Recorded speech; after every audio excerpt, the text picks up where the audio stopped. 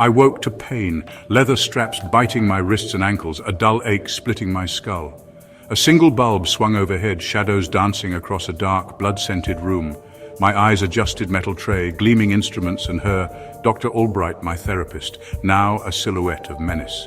She moved with predatory calm, fingers caressing cold steel. I tried to scream, but only a rasp escaped. Her lips curled in a small, chilling smile as she picked up a scalpel, the blade catching the dim light. The air was thick with the coppery tang of old blood. I wasn't the first here. Certainty as cold as the blade in her hand. My heart pounded. This was no nightmare. This was real. I had to escape, or I'd be the next to bleed.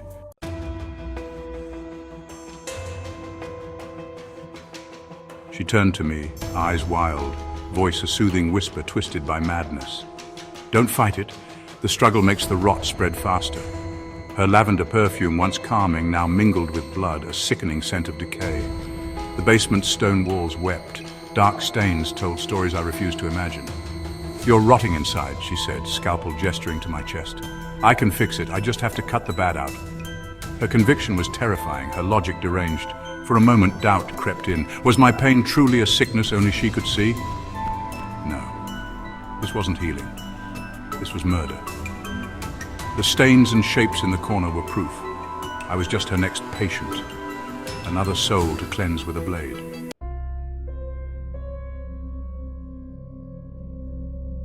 My mind fled to the past, her office all polished wood and sunlight, lavender in the air.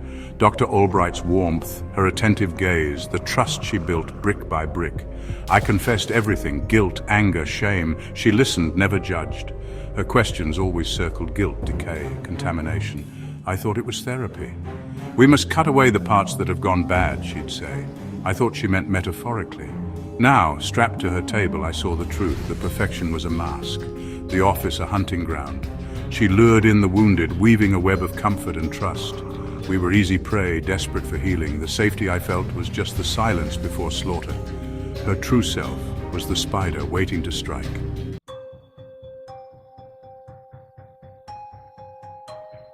The first crack in her facade was fleeting.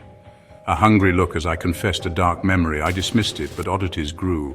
Her obsession with my corruption, frantic notes, a glimpse of an old book, De Purgatione Anime. Her questions turned invasive. Do you feel the rot, a shadow clinging to your heart?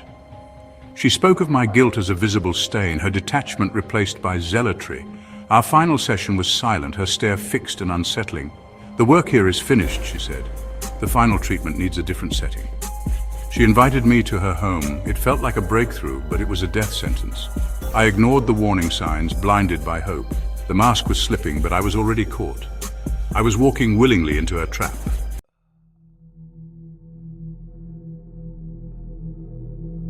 Her invitation came with a smile that didn't reach her eyes. A final special session catharsis. My instincts screamed to run, but her manipulation had me hooked. Her home was isolated, the garden overgrown, windows like vacant eyes. She greeted me in a dark dress, wilder, the lavender scent gone. The environment must be sterile, she said, guiding me into the basement. The door locked behind us. The air turned cold, metallic with old blood. Her calm was gone, replaced by ecstatic purpose. Now we can begin! We can cut out all the badness! Before I could react, pain exploded at the back of my head. Darkness swallowed me. I woke strapped to this table, a patient awaiting his cure.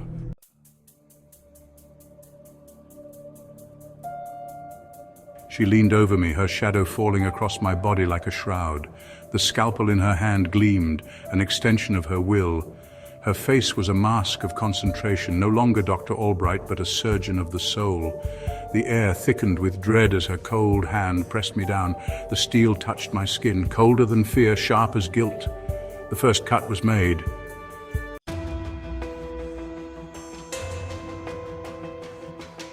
She didn't flinch.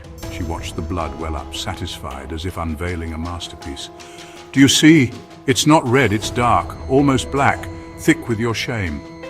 Her conviction was chilling, her sermon echoing off the stone walls. My secrets, my guilt.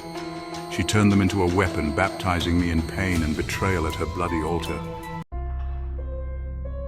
She lifted the scalpel, its edge slick with dark crimson. I strained against the leather straps. pain burning in my wrists. Her smile was zealous, her eyes gleaming with certainty. "We must let it all out," she declared, voice echoing in the stone-walled room. To her, this was mercy, a ritual to free my soul. That conviction was the most terrifying thing of all.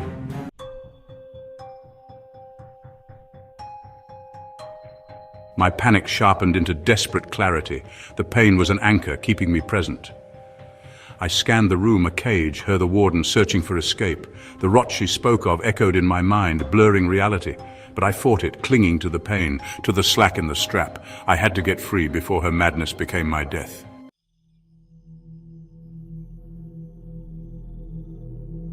My focus snapped between the slackening strap on my wrist and the dark corner of the room. The burlap sacks weren't just junk, they were shrouds, the final resting places of her other special cases. The air was heavy with silent screams.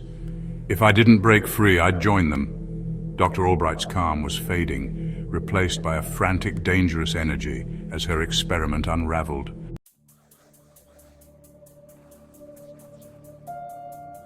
"It's not enough," she muttered, the words sharp and clipped, cutting through the heavy silence. She paced back and forth in the small space between me and the instrument tray, a caged animal growing more agitated by the second. "The rot is deeper than I thought. It's stubborn. It clings to you." Her calm, clinical demeanor was completely gone, shattered into 1,000 pieces. Now there was only a raw, frantic obsession. Her eyes, wide and wild, darted from my chest to the instruments, then back again. The controlled ritual had failed her, and now she was improvising, fueled by a terrifying, escalating madness. She snatched another instrument from the tray. It wasn't a scalpel this time. It was something bigger, cruder. A pair of surgical shears, heavy and gleaming under the swinging light. The sight of them sent a fresh spike of pure terror through me. A scalpel was for cutting, shears were for shearing, for cutting through things with brutal, crushing force. Bone, sinew. This was a new level of violence, a desperate attempt to achieve the results she craved. The pretense of a precise surgical cleansing was over. Now it was just butchery. Her frustration was making her more violent, more unpredictable. "The guilt is clinging to your ribs," she hissed, her voice a venomous whisper. "It's woven into the very bone. We have to cut deeper. We have to get to the source." She approached the table again, holding the shears with a white-knuckled grip. Her hands were shaking now, not with fear, but with a manic, furious energy. She was no longer the serene doctor. She was a crazed zealot whose faith was being tested, and she was doubling down on her convictions with brute force. The methodical cuts were too slow, too gentle. She needed to rip the badness out, to tear it from my body by any means necessary. I knew I was running out of time. Her escalating frenzy meant my chances of survival were plummeting with every passing second. She wasn't just trying to bleed me anymore. She was going to break me apart. I renewed my efforts, pulling and twisting at the strap on my right wrist with every ounce of strength I had left. The pain was a distant roar, a background noise to the singular, desperate focus of my struggle. The ghosts in the corner were my audience, and her escalating madness was the ticking clock. The shears opened with a metallic snick, and I knew the next touch of steel would be infinitely worse than the last.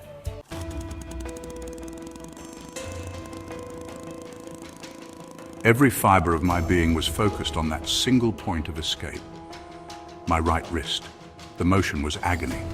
Twisting the raw, chafed skin against the rough edge of the leather strap sent waves of fire up my arm. But the pain was fuel. It was proof that I was still alive, still fighting. I ignored the throbbing in my chest, the cold sweat on my brow, the dizziness that threatened to pull me under. I just twisted, back and forth, back and forth. The leather groaned in protest, a low, tortured sound that was music to my ears. It was the sound of my prison beginning to weaken, of a single link in the chain starting to give. Dr. Albright was looming over me, the heavy shears held aloft. She was muttering to herself a frantic litany of my supposed sins, a final prayer before she started her gruesome work. Stubborn shame, clinging corruption must be excised. Her words were a chaotic jumble, the ramblings of a mind that had completely come undone. Her plan was failing, and the failure was driving her over the edge. Her breath came in short, sharp hisses, and I could see a fine sheen of sweat on her forehead. The hunter was losing control. and a cornered predator is the most dangerous kind of all. I gave a final, desperate heave, pulling my hand in a direction I hadn't tried before, curling it inward at an unnatural angle. There was a sickening pop from my wrist, a sharp, grinding pain as a bone likely dislocated, but it was followed by a glorious moment of release. The strap, finally loose enough, slipped over my contorted hand. My right arm was free. The pain was blinding, a white-hot nova that exploded behind my eyes, but it was the pain of freedom. I lay there for a split second, my arm numb and throbbing, the cold air hitting the raw skin of my wrist. The first step was done. She hadn't noticed. Her focus was entirely on my chest, on the spot where she intended to use the shears. Her eyes were glazed over, lost in her violent mission. The element of surprise was my only advantage. My freed hand, clumsy and shaking with pain and adrenaline, slowly, shakily moved sideways. My fingers brushed against the cold metal edge of the instrument tray. It was right there, a tray full of blades, a tray full of potential weapons. Hope, sharp and dangerous, surged through me. My escape was no longer a desperate dream. It was a possibility resting just at my fingertips.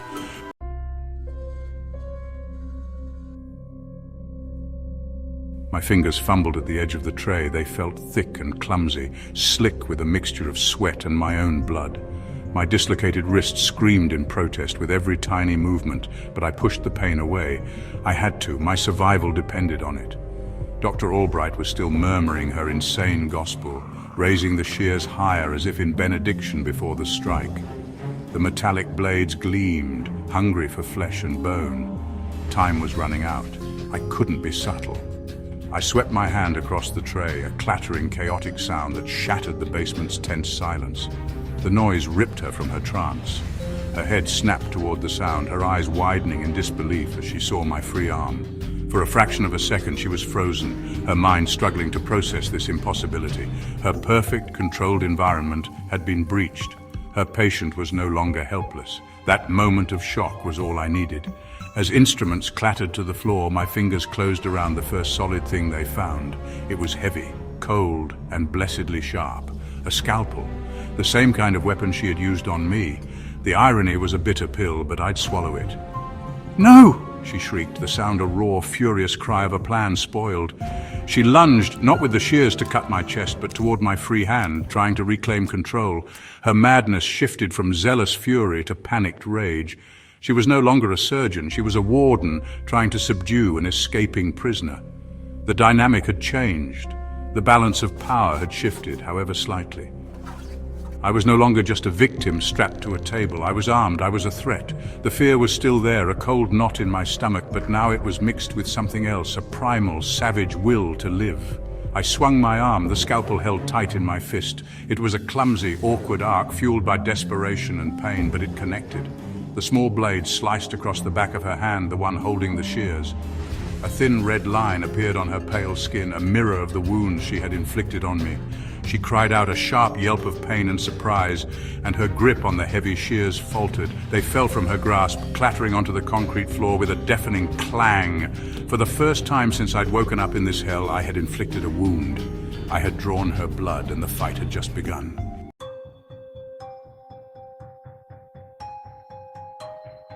The sight of her own blood broke something inside her. Shock twisted into fury. She lunged, hands like claws for my throat. I twisted, scalpel clenched, pain blinding but adrenaline surging. I struck blindly upward.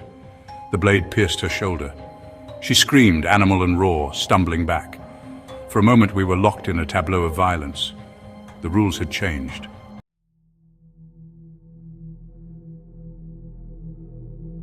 Her hesitation was fleeting. The pain only stoked her madness as her wild eyes found the fallen surgical shears. She dove for them, rearming herself. My tiny scalpel felt useless against those brutal shears. I fumbled desperately at my strap, slick with blood and sweat. She rose, shears in hand, hatred twisting her face. The shears snapped open and closed, a countdown to my doom.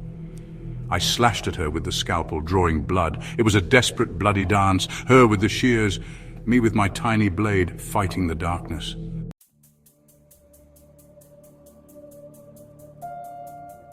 I knew I couldn't win from the table. Every block only delayed the inevitable. She was mobile, I was an anchor. My eyes darted to the locked door. the impossible distance to freedom. I needed leverage. With desperate strength, I pulled. The table crashed down, chaos erupted. We hit the floor, tangled. The board was reset, and I was finally off the table.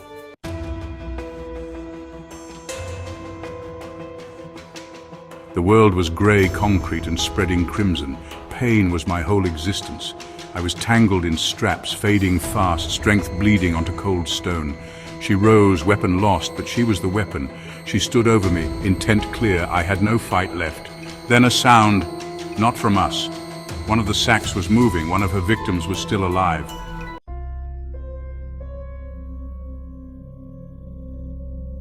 The distraction was my last chance. Adrenaline cut through the fog. I acted, kicking out with my bound legs. The metal frame struck her and she screamed, collapsing. Darkness rushed in, swallowing everything. As I faded, I saw the broken basement door and a trail of bloody footprints leading into dawn. Did I escape? Or am I just another part of a nightmare now? You decide.